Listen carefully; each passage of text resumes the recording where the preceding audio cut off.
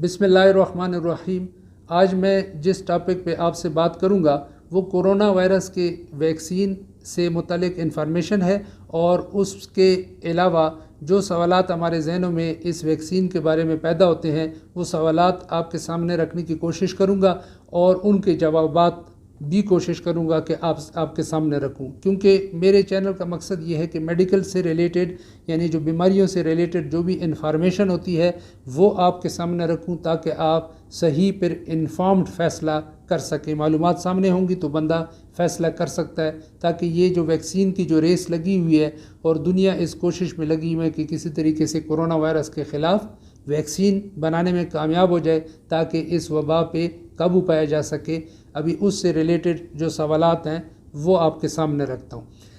پہلا سوال یہ ہے کہ کون سے وہ ممالک ہیں جو کلینیکل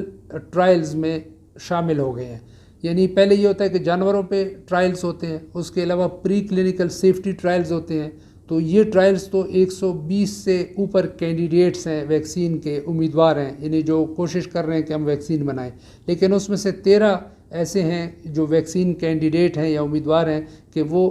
انسانوں کے تجربوں پہ پہنچ گئے ہیں، یعنی پہلی سٹیجز انہوں نے کلیئر کر لی ہیں۔ ابھی وہ ممالک میں آپ کے سامنے رکھتا ہوں اور وہاں پہ کتنے ویکسین کینڈیڈیٹس پہ یعنی امیدواروں پہ ویکسینوں پہ تجربے ہو رہے ہیں، یہ انسانوں پہ۔ نمبر 1 پہ چائنا ہے۔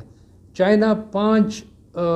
ویکسین کے تجربے چائنا میں ہو رہے ہیں، 3 جو ہے وہ USA میں یعنی امریکہ میں ہو رہے ہیں، تو یہ 8 ہو گئے 13 میں سے۔ اس کے علاوہ 2 جو ہیں وہ برطانیہ میں یونائٹڈ کنگڈم میں ہو رہے ہیں، اور باقی ایک یہ باقی ممالک میں ہو رہے ہیں، ایک آسٹریلیا میں، ایک جرمنی میں،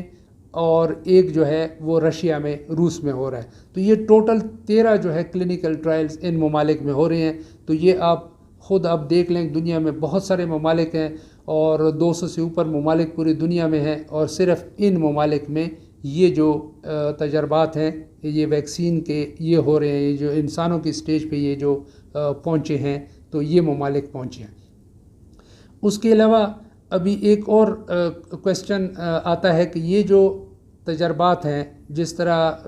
یونائٹڈ کنگڈم میں شروع میں تجربات تھے تو یہ اپنی فیزز ہوتی ہیں، یعنی کلینیکل فیز 1 تھوڑے سے لوگوں پہ کرتے ہیں تجربے، پھر کلینیکل فیز 2 تھوڑے اور زیادہ لوگوں پہ کرتے ہیں، پھر بہت زیادہ تعداد میں لوگوں پہ وہ کرنے پڑتے ہیں، تجربات کرنے پڑتے ہیں، اسے کہتے ہیں کلینیکل فیز 3۔ اب یہ جو ممالک ہیں وہ اپنے ملکوں سے باہر نکل گئے ہیں، اپنے ملکوں میں یہ تجربے نہیں کر رہے ہیں، اور اپنے ملکوں سے باہر دوسرے ملکوں کے لوگوں پہ اب یہ کلینیکل ٹرائل جو فیز 3 ہے وہ کر رہے ہیں۔ جس طرح UK ہے، وہ UK نے برازیل میں نے پہلے ایک ویڈیو میں بتایا کہ برازیل میں 2000 پھر 3000 لوگوں پہ وہ بڑھائیں گے، اور اتنے لوگوں پہ وہ تجربات انہوں نے شروع کر دیے ہیں اور ویکسین دینا شروع کر دی ہے۔ اور دوسرا وہ ساؤتھ افریقہ میں انہوں نے شروع کر دیا ہے۔ اسی طریقے سے چائنا نے UAE یونائٹڈ عرب اماراتس یا متحدہ عرب امارات میں وہ شروع کریں گے، وہ ابھی تک پتہ نہیں ہے کہ کتنی تعداد میں لوگوں پہ وہ تجربے کریں گے، لیکن چائنا متحدہ عرب امارات میں کرے گا۔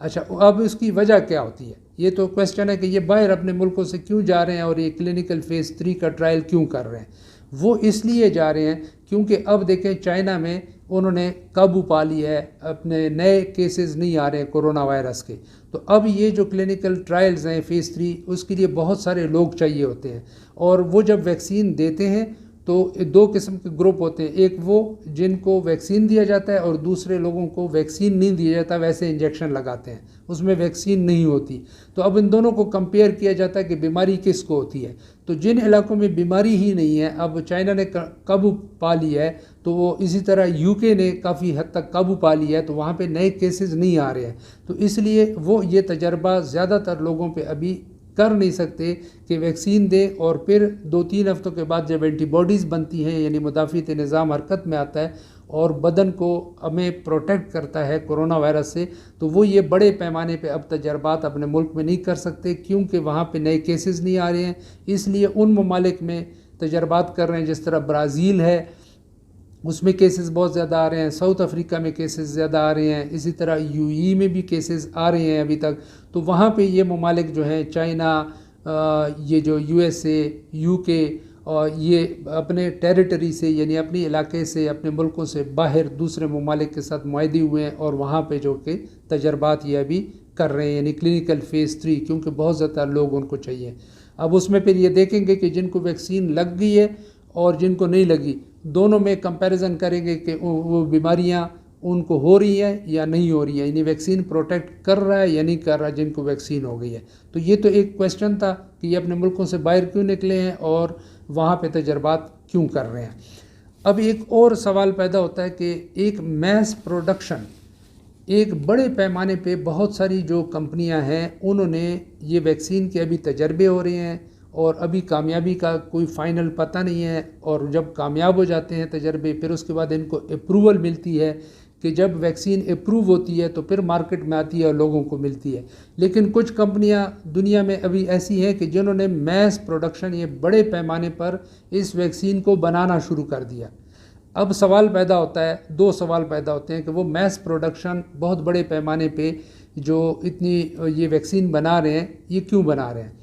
تو وہ اس لیے بنا رہے ہیں وہ اگر کامیاب ہو جاتی ہیں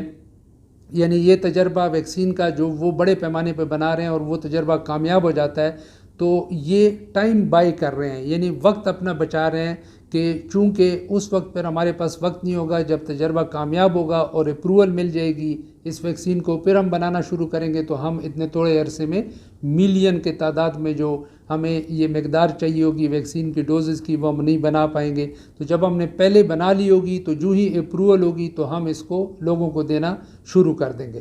اب دوسرا کویشچن دوسری طرف آتا ہے کہ یہ رسک بھی اس میں موجود ہے کہ اگر یہ خدا نخواستہ تجربہ کامیاب نہیں ہوتا اس ویکسین کا اور اس کو اپروول نہیں ملتی پھر اتنے بڑے پیمانے پہ جو انہوں نے یہ ویکسین بنائی ہوگی ڈوزز بنائی ہوں گی تو اس کا کیا کریں گے. تو یہ رسک لے رہے ہیں اس وقت ان کو یہ ڈسٹرائے کرنی پڑے گی اس کو ضائع کرنی پڑے گی. تو یہ ایک صورتحال یہ بھی ہے کہ میس پروڈکشن بڑے پیمانے پہ پروڈکشن کئی کمپنیوں نے شروع کر لی ہے.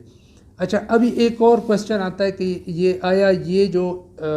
ویکسین ہے یہ کتنی ایفیکٹو ہے. اگر سالوں میں دیکھا جائے کہ آج اگر ویکسین ایک بندے کو ملتی ہے اور وہ کتنے عرصے تک اس سے پروٹیکٹ ہوگا کورونا وائرس سے تو اس کے بارے میں بھی ابھی حتمی طور پہ کچھ نہیں کہا جا سکتا کیونکہ ویکسینز بنانے میں سالوں سال لگ جاتے ہیں. اسی لیے کہ وہ بعد میں ایک فیز 4 ٹرائل جو ہوتا ہے اس میں یہ دیکھا جاتا ہے کہ کتنے عرصے تک یہ لوگ اب بچتے ہیں اس بیماری سے جس کے خلاف ویکسین دی ہے. تو کورونا وائرس تو ابھی نیا وائرس ہے نئی بیماری ہے ابھی تک اس کا سال گزرے نہیں ہے تو اس بات کا تعین کرنا بڑا مشکل ہے اور یہ وقت بتائے گا کہ یہ کتنے عرصے تک یہ ویکسین پھر ایفیکٹو ہوگی اور کتنے سالوں تک ایفیکٹو ہوگی. اس کے علاوہ ایک بڑا اہم سوال جو ہم سب سے ریلیٹڈ ہے کہ آیا یہ ویکسین سب لوگوں کو لگے گی یا لگ سکے گی یا نہیں 2020 میں یہ جو سال چل رہا ہے. تو ایک تو یہ ہے کہ اگر یہ ویکسین کا تجربہ کامیاب بھی ہو جاتا ہے تو اس کے علاوہ دیکھیں 7 بلین لوگ ہیں اس دنیا پہ 7 ارب لوگ رہ رہے ہیں تو اتنے ملینز کے تعداد میں یعنی لاکھوں کی تعداد میں تو یہ ڈوزز بنانا ممکن ہو جائے گا لیکن بلینز میں بنانا اس میں وقت لگے گا. تو اس لیے یہ جو ویکسین ہے یہ ایکسپیکٹ کیا جا رہا ہے کہ اگر کامیاب بھی ہو جاتی ہے اور پھر مینوفیکچر بھی ہو جاتی ہے بن بھی جاتی ہے تو 2020 میں شاید صرف ہائی رسک جو لوگ ہیں جس طرح جن کو زیادہ خطرہ ہوگا کورونا وائرس سے ان کو لگ پائے گی اور سب لوگوں کو نہیں لگ پائے گی. لیکن پھر 2021 میں باقی لوگوں کو بھی یہ ویکسین اویلیبل ہو جائے گی یہ ایکسپیکٹ کیا جا رہا ہے اس کی امید کی جا رہی ہے.